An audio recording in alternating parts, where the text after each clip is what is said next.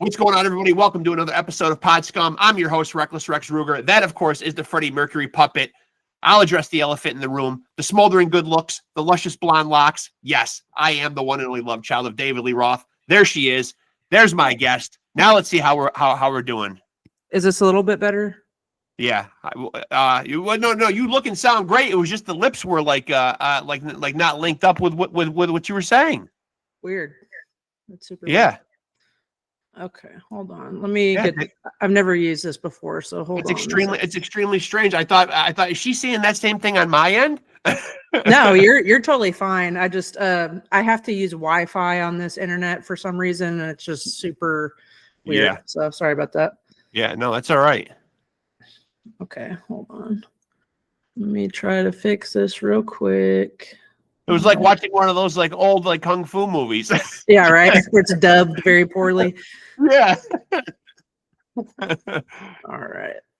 Okay, I think I got it for the most part. Then again, I'm by no means an expert with technology. I think people think that I am because I have a podcast, but nothing could be further from the truth. So I would never be able to troubleshoot this at all because I would have no idea why it would do that either. Yeah, I don't know. It's been an issue a few times when I've done interviews, and I just kind of have to either restart the router or just pop back in or whatever. So hopefully this works fine. So yeah. So yeah, let's start at the beginning. So your household was not very musical growing up? No. I mean, my family listened to music, obviously, but it wasn't, my mom didn't play instruments and neither did my father. It's actually my grandparents that were more musically inclined. My grandmother is like classically trained on piano and guitar. She sings, she's a painter, she does all that stuff. And my grandfather sang in a barbershop quartet like back in the day when he was younger. But as far as like my parents and immediate family, no, nobody was musically inclined. And now oftentimes the bass, which is what you play, is not always deemed the most glamorous of instruments. Some people like to be the front man or they like to shred. How did you find your way to the bass? Did you choose it? Did it choose you? I guess it kind of chose me. I like dabbled in guitar when I first started playing, off and on throughout the years. And then, Chad and Michael needed a bass player. So I just was like, I guess I'm going to learn bass.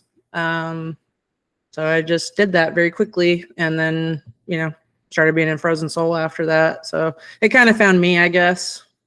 And were you into heavy music right out of the gate, or was it like a gradual progression towards it?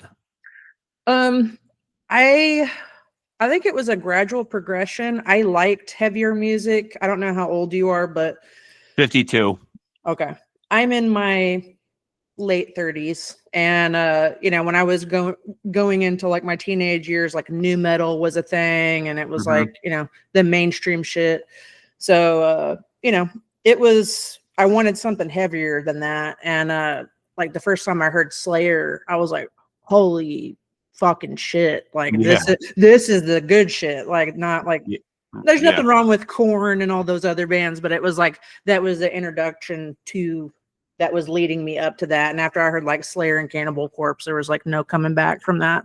I was probably around like 12 or 13 when I started listening to that stuff. So and so are there any players that you feel like have had the most impact on your own playing?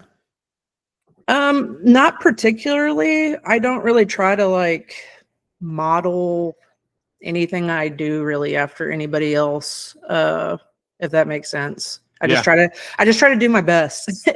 So no, not really. Were you able to find any role models? Because obviously, there are exceptions to the rule, but the rock and especially the extreme metal world, there are not a lot of females. There might be more now than there ever were. Were you able to find any female role models in metal? I did. When I was younger, how I was saying like nu metal was a big thing. Kitty came around and I was like, whoa, these chicks are playing metal. Like, this is sick. And that like kind of made me want to pursue that. And like, I realized like, hey, I could play, guitar, like heavy, like that would be sick. And as much as people hate Courtney Love was a very big, iconic female, musician in the 90s and early 2000s. So Kitty and Courtney Love were big ones for me, growing up. And it's actually pretty cool because Kitty actually asked if I could tour with them recently to fill in as a bass player. And I was like, no, I'm beholden to Frozen Soul. I can't do that. But I thought that was like a very full circle moment. It was pretty sick. But yeah, Kitty in general, like the entire band, and Courtney Love and Hole and all that kind of stuff. Well, what about your relationship with touring? Where do you stay? I know it's a big part of what you guys do. There's certainly a glamorous side to traveling, but it probably can get a little tiresome after, several weeks out on the road. What's your relationship with touring? It is very love-hate for me. I love it most of the time, and I hate it when we're, treading on 2 hours of sleep a night, and that starts getting a little brutal for me. Especially like when we're chasing buses, we're like not in a tour bus on some tours, and we're having to keep up with the guys that are. So we're like having really long drives, not getting very good sleep, and that's like really the grueling part of it. But I usually get over it. I mean, I'll take a nap or whatever. But that's the only part I just don't. That's like the worst part about it for me, other than, missing family at home and my dog and stuff like that. But I love it like 99% of the time. So can't really complain. When you guys put out new music, are you a big one for ever going online and looking at feedback and or criticism? I do, from like, news outlets. I'm not really, taking into consideration a lot of people that are just hating to hate, you know what I mean? Right. Yeah. They're just talking to talk. But yeah, I'll do it sometimes. I've kind of dialed back on reading reviews of stuff because in the end, it's just somebody's opinion, and I don't really know that person generally. So right. I take it with a grain of salt, and I think we all do. Like at the beginning, like when a record is first released, like we'll pop on and see what people are talking about, and it's usually good feedback, so that's cool. But I don't make it like an obsessive habit or anything like that. So, what is your place in the creative process when you guys are making new music? Like, are you guys and I may have asked Matt or Chris this, but I want to get your take on it. Are you guys very collaborative? We are at a certain point. I watched your interview earlier with Chris, and he's correct in that, like, him and Michael, they're the guitar players, so they write most of the riffs, and so they'll bring something to the table. I write riffs at home. My boyfriend is a producer, so like I try to capture everything and like put drums on it, and I'll present it. And then, like, if it's something we want to work off of, then, we all just kind of throw our ideas into the pot. And we have this kind of unique way of going about things where it's like, we'll have a riff, we'll bring it, maybe Matt has a drum idea that he puts over it, and then we'll just kind of hammer it out, and maybe it goes somewhere and maybe it doesn't. We all kind of do that. Like Chad will bring mouth riffs, and we'll try to work off of that. But it's really a collaborative thing in the end. But, Michael and Chris are mostly doing a lot of the riff writing for the most part. So do you ever hear you guys as a band compared to other bands? And like, obviously I hear the Bolt Thrower one all the time about you guys being compared to Bolt Thrower. Do you ever hear any comparisons? And are they flattering? Do you not like being compared to other bands? I don't mind it.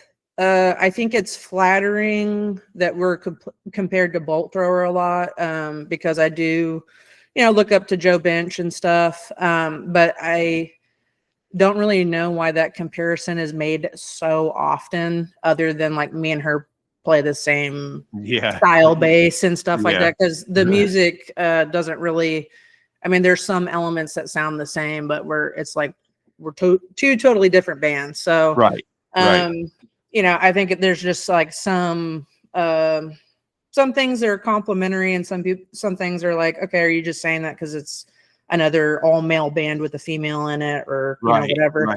Right. But yeah, for the most part, it's like respectful comparisons that are cool, so I appreciate them. I don't like, if they compared me to some shitty ass band, I'd be like, hey, what the fuck? Yeah. But it's both ours, so I'm like, yeah, it's tight. Yeah. And having been out on the road, doing what you do, who have you got to kind of rub elbows with, meet, play alongside of that's blown you away? Oh, Cannibal Corpse for sure. Yeah. They're just fucking sick. Obituary, Dying Fetus, like they're some of the coolest dudes on the planet. And they've taken us out on tour a few times. I really love everybody that we've toured with. Like, they've always been super respectful and chill. But Cannibal Corpse is one that is notably that I was like, okay, this is a band I grew up listening to, and this is like super sick, and Dying Fetus, like, also. So those were like two of my first death metal bands that I got really into when I was younger. So that's been really cool to play with them. So when you guys get around to playing music, do you as a band sit around and talk about how many songs you want a project to be and how many minutes that you want it to come in at? And again, I may have asked the fellas this or whatever, but that does seem to be one of the things when I see albums or projects get critiqued. It seems like that's one of the biggest things nowadays. This album came in too long, or it wasn't long enough, or too many songs. Do you guys talk about that as a band? Oh yeah, for sure. We usually try to have like a rough estimate of like how many songs we want on a record, but like contractually we're obligated to a certain amount of minutes. Right. And then, if you extend over a certain amount of minutes, then you're getting into a double pressing of stuff, and that's more expensive. Yep. So, we try to keep it within, 12 and under songs, at least 10, clearly. But we usually go over that before, like with this record. We wanted to shoot for like at least 12, like 14 to round everything out, just to have some extras, which we do now. But try to shoot for at least 12. Yeah, I think that's a good number for a record. So an LP feels like the right answer for you guys, as opposed to EPs, where we are seeing a lot of people putting out smaller pieces of work nowadays. LPs still feel like the best fit for you guys? I think so. Yeah. I know that, the music industry has been kind of reshaped by the whole TikTok, drip feeding people little bites of stuff, and here's a single, and then here's another single, and it's like, I feel like just releasing a full record is like where it's at. And of course you got to do your campaign and your little single drops, but not this whole, we're gonna base a person's entire career on just little singles that are released, like some of these TikTok people or whatever. So LPs are the way to go for sure. And so I know, having talked to the other guys, they're very excited about this upcoming release. Where do you stand on the new upcoming album? The guys had a lot of good things to say about it. Very proud of it. You guys were out in, what was it, Michigan, recording it? We were out in Midland, Michigan. Yes. It is crushing. It is so. This is like, in my opinion, our heaviest record. Period. After working with Josh and seeing what he's able and capable of doing with our sound, I just could not believe how heavy this album sounds. Like it blows everything else out of the water. It's just night and day difference. So I'm super, super stoked on this record. I can't wait for it to come out next year. So why do you think it's different? Why do you think it's different? What changed, like, from 2023's album to this one? Well, I think so. Our old guitar player, Daniel, is the one who recorded us and everything. And so it was, and Matt Heafy was involved. So it was more guitar centric, which is really prominent when you go back and listen to it. There's absolutely almost no bass. So to me, when I'm listening to something that's heavy, it is super bass heavy. Like through and through. Every record, you're like, oh, you can hear that bass. It's fucking ball crushing bass. Right. There was just, it was gone in Glacial. So I was like pretty upset by that. I understood it needed to have like a little bit cleaner sound or whatever. But I wanted it to be this new record to be like crazy heavy, like just crushing. And so the bass, definitely, I think we're all just like, we were on our A game. You know, Chad's vocals have just, he's really developed a really great voice for himself, and that's taken a few records to do, and this is the best he's ever sounded. Like, just sonically, it's the best record, period, like that we've done. So everything just overall is just upped about tenfold. You know, it's just sick. Everybody's level of playing, songwriting, everything. So I'm really proud of this record. When you're going to sit down to write, but what's your own individual creative process like? Like, are you somebody that like sits down and treats it like a job, or does creativity just kind of like pop into your head throughout the course of the day and you just jot things down as they come to you? For me personally, I'll just be doing something and I'll have like a riff in my head, and then I'm like, fire up the computer, I need to record this really quick so I don't forget it. And then I'll go record it. And then I'm like, I hear this drum over it. And then I hear this. And then I will become like a little snippet.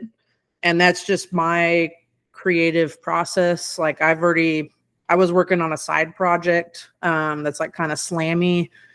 And I've already got like 10 songs that are done. I do both guitars, bass, vocals, and drums for that. So that's just like, that's just in passing. Like I'm trying to figure out stuff for Frozen Soul stuff, and I'm like, that's a little too slammy for Frozen Soul, so I'm gonna use it for this or whatever.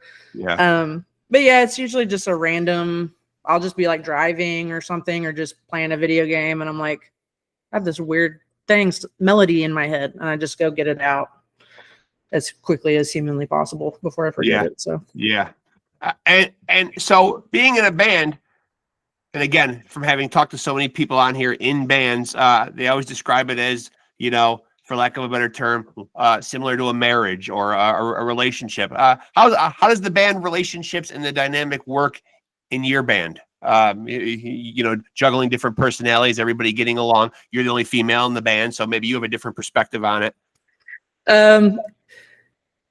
I grew up with brothers. Yeah. So like I treat these dudes like my brothers. Yeah. Like I would die for these dudes. I love this band. You know, it's just like any relationship. Like when you're in close quarters with somebody we were touring for like 7 months out of the year at one point, like last year and the year before that. You're traveling with them, you're eating, you know, sleeping in the same room, you're playing on stage with them. You're going to get on each other's nerves, or you need your personal space. And we've all developed our own little habits that we've gotten into. Like I go play video games away from everybody. That's like my personal space time, because you don't get personal space time on tour, period. Right. So like Chad's is going and playing Magic, and, you know, Michael's is playing his video games. Chris's might be, you know, going on a walk or something. Or checking out a new restaurant. So we all have our own little quirks. Everybody's got their own personalities, but we all get along very well for the most part. You know, there are some days that are more brutal than others, like really hard travel days that really test everybody's patience. But in the end, it's a collective, like, this fucking sucks, you know? Right. Like our flight got delayed, like, you know, and we're, you know, I don't know. There's a huge thing where we played a Tolminator festival. Our flight was a nightmare. It took so long to get over there. We hadn't showered in like 2+ days. They lost all of our instruments. So we had to just borrow people's stuff at the festival. Matt's luggage was lost, so he didn't have clean clothes for like a fucking week. And so we were all just like, this sucks. It wasn't like we're taking it out on each other, you know what I mean? It's always just like, this fucking sucks. Like, let's get Matt some shorts and stuff, you know? Like, so we all get over it together, and I think that makes us stronger as a band. For sure. So and so you guys, obviously you hail from that Texas scene down there, man. Talk to me about the music scene, like in your area there. Oh, we have a great music scene. There's a ton of venues out here. I live in Saginaw, which is kind of outside of DFW. It's not that far outside. It's more country. But like in Dallas and Fort Worth, especially, it's huge with metal, and hardcore, all kinds of different music all the time. Like you could go anywhere like downtown Fort Worth or Dallas this weekend and probably see 20 shows, Yeah. It's really cool. And it's alive and thriving. I mean, everybody's super active and, goes to shows. When I go to a show, I see like all my friends. I also own and operate my own tattoo studio. So I tattoo when I'm not, I tattoo those people too that go to these shows. And so I see my clients and my friends. And so it's really interactive and cool. And I think it's one of the best scenes in the country, if not the best, in terms of like show attendance and healthiness of, how many shows are out there and how many venues we have. So it's really sick. I think those are two great cross-sectioning careers right there, music and tattoos. Oh yeah. That works. It's definitely interesting. I this is the third year I've been a business owner for my own studio, and I don't tattoo on the road. I tried to bring my stuff out on the Kill Switch Engage tour, and I just was too tired to even fuck with any of that stuff. But it's cool because like I'll get people that were like, I had a client like a week or two ago, saw us on the Amon Amarth tour, or I think Kill Switch tour or something, and was like, y'all are sick. And he looked me up and came up from Baton Rouge to get a tattoo for me. And I was like, that's what I mean. It's a lot of business. Yeah. It's super cool. And I love doing, meeting new people, and especially doing like, that was his first tattoo. So that's like a really special moment, for somebody, usually. So stuff like that is important to me. And like, I love getting new music recommendations from people that come in and just saying what's up. Like I'll have homies that just swing by and they're like, what's up? You going to this show? And I'm like, right. Or whatever. So it's cool. Is that the one you dread the most, when the first timers come in for the first tattoo? No. I've been doing this almost 7 years. So it's kind of, I brief everybody pretty well. Like, you need to eat before you come in. This shit hurts, But usually they're super good about it, and I can feel if somebody's like gonna pass out or some shit. So I'm like, they get real clammy and cold. So I'll just go get them some candy and a soda, and I'm like, let's chill, put on some cool music. That's nice though. You do level with them though, because I do like the fact that you are telling them that there's going to be some pain involved. Oh yeah, like I mean, for a first time, like somebody getting tattooed first time, they don't understand that usually that different parts of the body are different pain levels. And so for whatever fucking reason, everybody's like, I want to get my chest tattooed. It's like, that's like a 10 out of 10 on the pain scale, bud. Like, yes, it is. Let's start with your arm or the outside calf or something, And so I usually they'll listen to me, but I usually try to persuade people to take a little less painful route for the first tattoo so they can get it all done. Little baby steps. How early on did you know that music was going to be the career path though? Was there a definitive age like where you said, okay, I'm past the point of no return. I'm all in and I'm going to do this? It actually came about in a really weird way. I had a completely different career path for 11 years. Okay. And I was a pet stylist actually. Okay. And I love animals, but I hated my job. Okay. It was like hurting my back and my hands every day. And I have always been a creative person. I was miserable. I was at a very dead end job. And I was just like, fuck it. I'm going to blow my head off if I don't get to do what I want to do for a living. And I just fucking went for it. Like I just straight up, I was like, I want a tattoo and I want to play music. I've always been an artist. I've dabbled in music. And I literally just started doing that like mid 2018.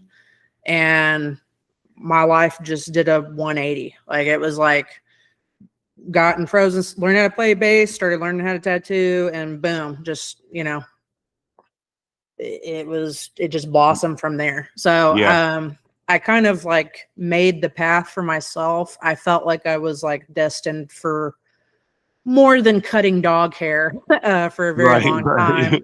And, when you work at a fucking dead end job for so long, it just makes you so miserably depressed, especially when Oh you yeah. know you're capable of better. You just don't have the opportunity. So Yeah. Yeah. I tried to make that opportunity for myself, and and it worked out. So When you guys put out your last album in 2023, was it a deliberate choice to wait? By the time this one comes out, it'll be 2026. Is that the right amount of time now? At least in terms of you guys, for waiting in between projects? Was it intentional to wait 3 years, or would you like to have had it been sooner? it wasn't intentional. I would have liked, obviously for it to have been, excuse me, sooner. But we were touring so much the last 3 years, it was crazy. Yeah. So Yeah. there was like no fucking way this could have possibly happened. I would have liked to have put something out like feasibly last year, but like I said, we were just gone just so much. I mean, it was Right. gone a month, home for a couple weeks, gone a month, home for a couple weeks. There's just no way to recover from tour and have the mental energy to do that. In all of our eyes. So I think it's coming out at the right time. Like, yeah, 3 years is like, in the grand scheme of things, that's really not that long in between two full lengths. Because bands back in the day would put out a fucking record and it's like tour off of that bitch for 5, 6, 7 years. Right. And it's like, so, but now, like I was saying earlier, with the industry standard of the TikTok bullshit and everybody's attention spans are this big, they constantly want new stuff. And so it's like, I feel like to make a good end product, you need to give it some time, or else you're just putting trash out, trying to get stuff out. So I think it's coming out at the right time. Everything falls into place when it does, so do I wish we could have had a little bit of time to work on it sooner? Yes. But in my eyes, everything happens for a reason, and it's all falling into place. So I think it'll be 3 years is fine. It'll be like right at 3 years. So, and when the new music starts to come out, you'll obviously trickle out some singles. How do you decide what those songs are that get released? Is that a band decision? Do you guys talk about that? Is it management's decision? Like, when you put that first song out, who decides that? It's more of a collective decision, and you kind of can feel like, we've listened to this record hundreds and hundreds of times by now already. Yep. But it's like when you get the end mix of a song or like the first mix down, you're like, this is a single, like 100%. Yeah. And so you kind of just know when it's like done that it's like that's the single, that's like the first single or third or whatever. And so we kind of decide that, and then we'll throw it out to like managers or whatever, and we're like, what do you think of the record? And if they have like highlighted songs that they like that are the same, then we're like, okay, we know for sure, like those are the singles that we need to put out. But really it's just a collective band decision for the most part. So the new album sometime in 2026, first part of the year, last part of the year? I believe if everything goes correctly, it is going to be in the first quarter of the year. Okay. I am really hoping that we can get all the music videos done, like either end of December or January, and start releasing singles. Yeah. I don't even know if I'm sure it's fine. I'm hoping that the record comes out in April. Okay. I would like for it to come out earlier because I think we're going to be on tour. And that's still a little chaotic when a record comes out on tour because you got to do a lot of press shit. But it'll be good because we'll be touring and able to play new songs and and shit like that. So hopefully everything goes as planned, and it'll be first part of the year, first half of the year for sure. And where do you stand on making videos? It's interesting you brought videos. Obviously, we don't really watch them on music TV anymore. We're watching them on smaller screens, but they do still seem to be something that bands use as a good promotional tool. Do you enjoy that process, making videos? Oh yeah, I love it. Actually, in Morbid Effigy, my little dog Eddie, he's off camera right now, but he's actually in the first part of the song, Yeah. and we like pitch shifted his vocals and stuff, and he's in the video too. Yeah, that's cool. So I don't know, just little fun stuff like that. And I'm a very visual person, so I like having, you know, some input in the creative direction of everything and the prop making. The gore aspect of it is always fun to, like, you know, make the guts and bloody cool stuff. I got to make my in Arctic Stranglehold, I got to make a prosthetic eye thing because my eyeball got ripped out and shit. Yeah, that's so like cool. that kind of stuff is like super fun for me. I don't know about the rest of the boys. It can be very grueling and very long days, but for me it's super fun. I like it a lot. So. And so for people that want to tap in with what's going on with the band, before I let you out of here, where's the best place to tap in with what you got going on, what Frozen Soul's got going on? Our Instagram is definitely our most active social media. Any of our Instagrams, like I post on my stories like every day. I usually try to post a few times a month. I definitely like pin our posts at the top, and we'll, you know, pin upcoming shows and tours on our Instagram, or you can visit our website, frozensoultx.com. And it has all of our tour dates, merch. You know, if you want to reach out or ask a question, that's on there. So our website or our personal Instagram for sure. You're one of the preeminent bands out there doing it right now. I love what you guys do, man. Seriously, you're flying the flag for death metal, man. Thank God, man. And as the 52-year-old guy, I know there's still a lot of the OG bands out there doing it, man. But when they start to step off the game, it's good to know that death metal's in good hands. Oh, well, thank you, man. We try, and we want to just carry that torch of the music that we love a lot, you know, to the next generations and through and through, and hopefully inspire some people to start playing more death metal. So, do you think, is that, before I let you out of here, is that the genre you identify with most, just pure death metal? Because obviously the metal community has so many genres, subgenres of the subgenres. You know, there's just so many of them out there. You know, just old school death metal, is that the one you identify with the most for Frozen Soul? I do. I listen to all kinds of music and all kinds of metal, especially. I do like black metal a lot. I like slam, but death metal is like, for me, encompasses everything that I love about music. It's very raw and aggressive and evil sounding, and it's just sick. So I love death metal. I think that's always going to be my #1 metal genre for sure. Yeah. Well, listen, I'm such a huge fan. I've one by one, I've been running you guys down, so I think I've only got a couple more people that I haven't tracked down from the band, but we'll get them. We'll get them eventually. Yeah.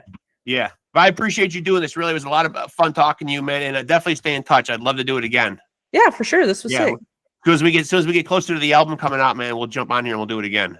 Yeah, maybe we can do like a group interview or something. Absolutely. I was gonna say that. Yeah, get a few of you guys on here. I appreciate those, Sam. Thank you so much. Yeah, no problem. Thank you. Yep, good talking to you. All right, later. There she goes, folks. Samantha Mobley, bass player for the mighty Frozen Soul. You guys know I'm a huge fan. That is interview number 3 with them. I already tracked down drummer Matt, guitar player Chris, and now Sam. I just love this band.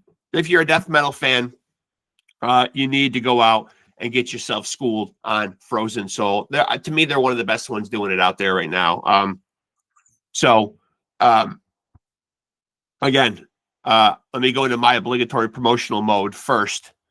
I don't know if I got a chance to get it all in. I think I did, but I can never remember from the beginning of the episode to the end what the fuck I said at the beginning. So make sure to tap into PodScum on Facebook. Our handle is Off the Couch Boxing and PodScum. Don't be confused. Both of my podcasts, one Facebook page, same with Instagram, same handle, Off the Couch Boxing and PodScum. And of course, if you're here on the channel right now, like, subscribe, and smash that notification bell. This is where you really need to be if you want to stay tapped in with these amazing conversations that we have. Happen with us here. Instagram, Facebook, yada, yada, yada, all fine and well and good. And I do want you to check those out, but definitely make sure you're tapping in with us here. Find that notification bell, do something dreadful to it, smash it, stay in the loop, stay privy to when we're bringing you new content, which is, by the way, every single week. So again, lock in with us. I really appreciate Samantha Mobley for coming on here. Do yourself a favor. If you call yourself a metal fan, go check out Frozen Soul. Expect a new one from them next year. And from what everybody in the band says, it is going to be a banger. So Frozen Soul fans should be very excited when their new music hits next year. I'm super happy to say that now, as I said, I've had 3 members of the band on. Hopefully we can track down the other members or do some type of a group interview with them. Really love what these guys do. So if you're a metal fan, go check them out.